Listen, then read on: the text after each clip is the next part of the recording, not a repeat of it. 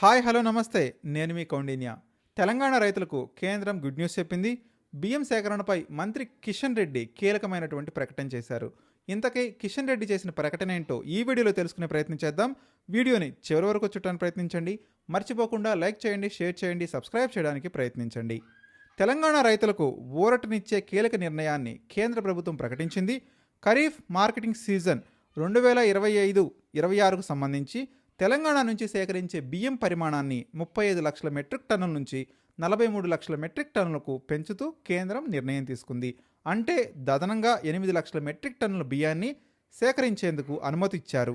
ఇది సుమారు 64 లక్షల మెట్రిక్ టన్నుల వరి ధాన్యానికి సమానమని కేంద్రం పేర్కొంటుంది. రైతుల ప్రయోజనాలను దృష్టిలో ఉంచుకొని ఈ నిర్ణయం తీసుకున్నట్లు తెలుస్తుంది.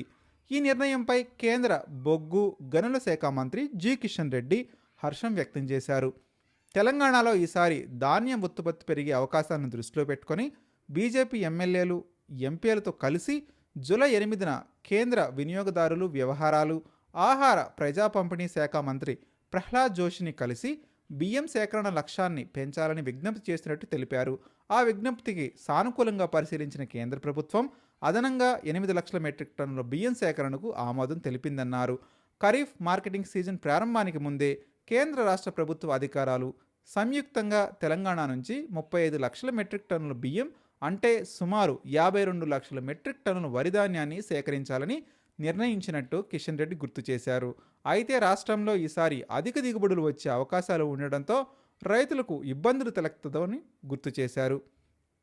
కొనుగోలు లక్ష్యాన్ని కూడా పెంచుతున్నామని కేంద్రాన్ని కోరామని కిషన్ రెడ్డి గుర్తు చేశారు. అందుకు అనుగుణంగా కేంద్రం కూడా సానుకూల నిర్ణయం తీసుకుందని చెప్పారు.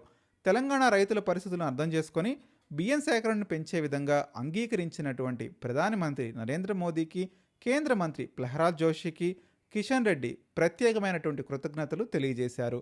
ఈ నిర్ణయంతో రాష్ట్రంలో వేలాది మంది రైతులకు ప్రయోజనం చేకూరుతుందని, పండించిన ధాన్యానికి మార్కెట్ లభించే అవకాశాలు మరింత మెరుగవుతాయని ఆయన పేర్కొన్నారు. అదే సమయంలో తెలంగాణ రాష్ట్ర ప్రభుత్వానికి కిషన్ రెడ్డి కీలకమైనటువంటి సూచనలు చేశారు. కేంద్ర ప్రభుత్వం ఇచ్చిన అదనపు అవకాశాన్ని పూర్తి స్థాయిలో సద్వినియోగపరుచుకోవాలని, కేంద్రానికి ఇచ్చిన కమిట్మెంట్ ప్రకారం బియ్యాన్ని సేకరించి భారత ఆహార సంస్థ అంటే ఎఫ్సిఐకు నిర్ణీత గడువులోగా అందజేయాలని కోరారు.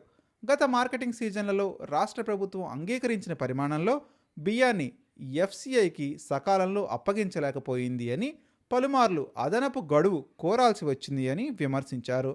కనీసం ఈసారైనా సమర్థవంతమైన ప్రణాళికతో కొనుగోలు నిర్వహించి రైతులకు ఎలాంటి ఇబ్బందులు లేకుండా ధాన్యం సేకరణ పూర్తి చేయాలని, గత బకాయిలతో పాటు తాజాగా పెంచిన కోటాకు సంబంధించిన బియ్యాన్ని కూడా ఎఫ్సిఐకి నిర్దేశిత గడువులోగా అప్పగించాలని రాష్ట్ర ప్రభుత్వాన్ని కిషన్ రెడ్డి డిమాండ్ చేయడం గమనార్హం.